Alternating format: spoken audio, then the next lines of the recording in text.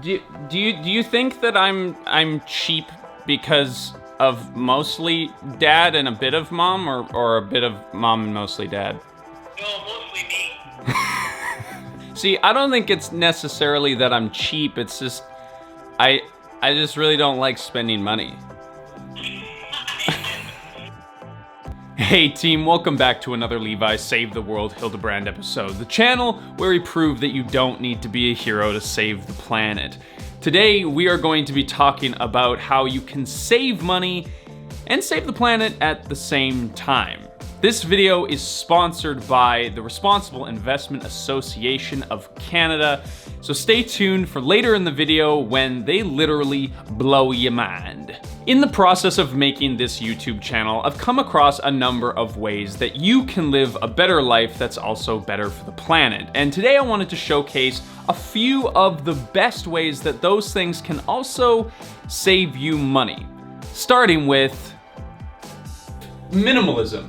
Welcome to our tiny apartment. Now we're starting with minimalism because I truly believe that you can't properly manage your finances unless you've adopted some basic minimalist principles. Minimalism forces you to reassess your belongings based on the things that you truly need or love. If you apply this perspective to your lifestyle choices, you'll quickly notice that the things that you need to be happy, comfortable, and productive don't fill an apartment, even one this size.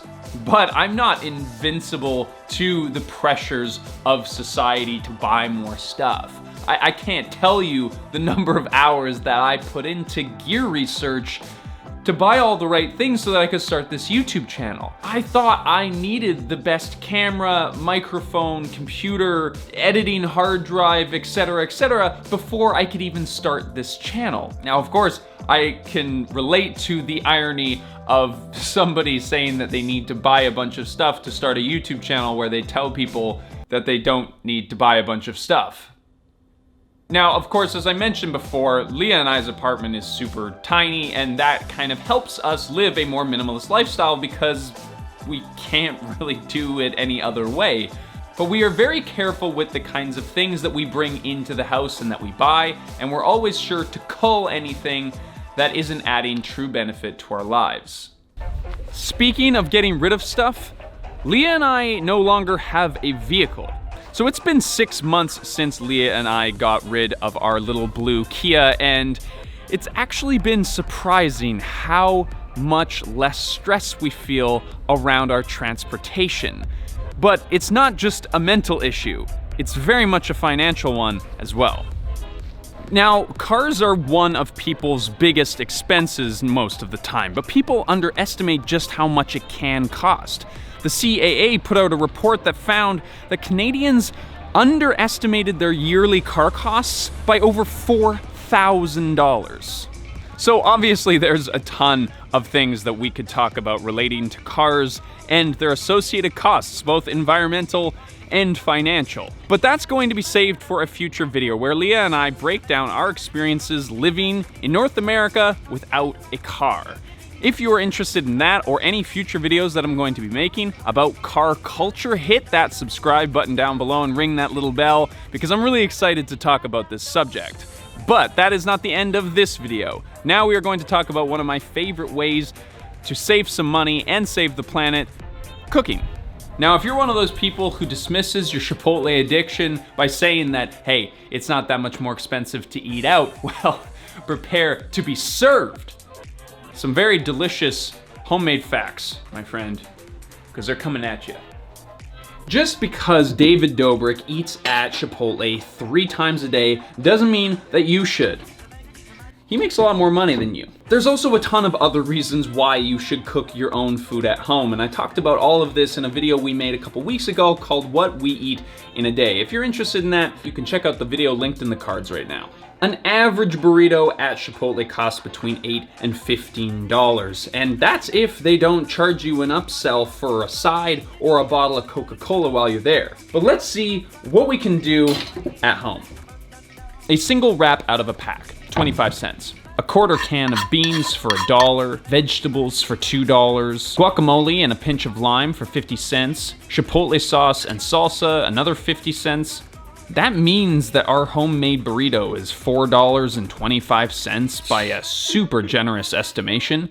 You could probably make it for a lot less than that if you were trying. It broke out the back. I got it though.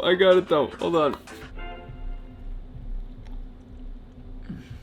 on. That is fantastic. So number 4 is the sponsor of this video, RIA, which is Responsible Investment Association of Canada. And their job is basically to promote the use of responsible investment. Well, what is responsible investment, you might ask? Let me just finish this burrito first.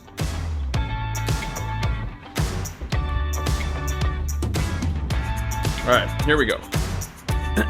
Responsible investment refers to investments to factor in how environmental, social, and corporate governance risks might affect the investment performance. Basically, you're putting your money into things that might actually make a difference.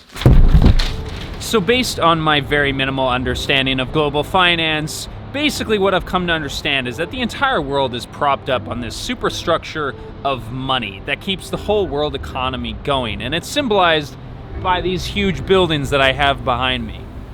The money that we spend on a daily basis goes to indirectly support crops and industries all over the world.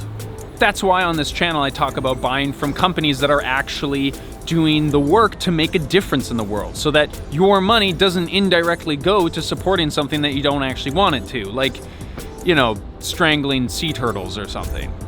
Responsible investment is basically the same idea, but with the money that you save. Let me show you what I mean. See, if your money is sitting in a bank account, the bank can then use that money to invest in other things that have a higher return, essentially making money off of your money. But if you invest that money yourself, you could be earning that interest instead. Okay, so if you've stuck with me so far, strap yourself in, because this is where things get very, very interesting.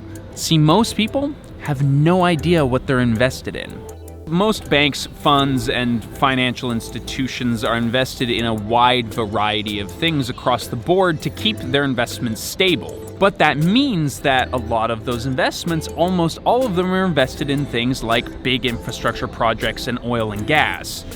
However, they're also invested in a bunch of weird stuff like guns, cigarettes, and pornography.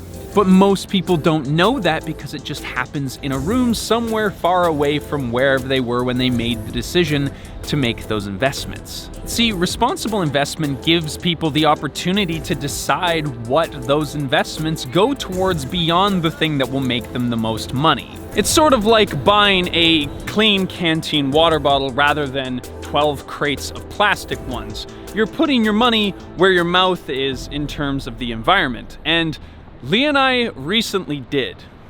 So as you may know, if you followed this channel for a little while, Leah and I recently got married.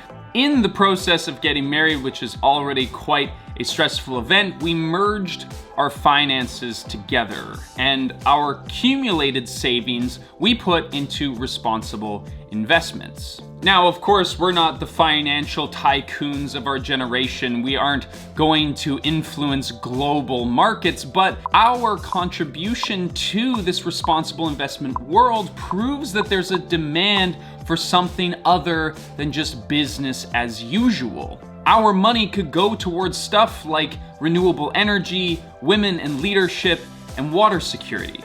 Now, I know that a bunch of you on the channel are going to say, well, Levi, I'm not exactly in a position to put a bunch of money into savings, and I totally get that.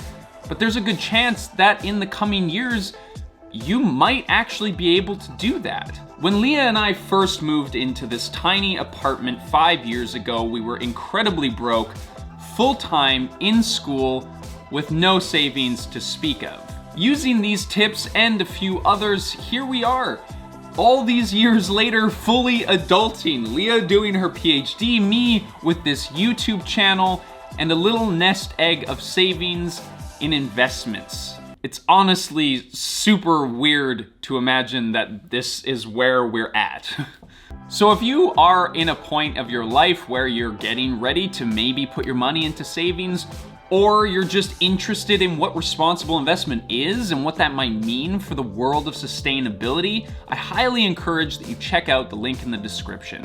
Through that link, you'll get to learn a whole bunch about what RIA is specifically, and it'll link you to a bunch of resources to learn more about responsible investment more generally.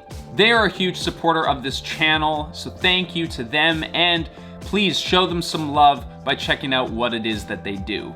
But regardless of your financial situation, I want to thank you for watching this video, for taking the time out of your day to spend some time with me, because I really appreciate that. And if you are subscribed to this channel, which you very much should be, we will see you in the next one.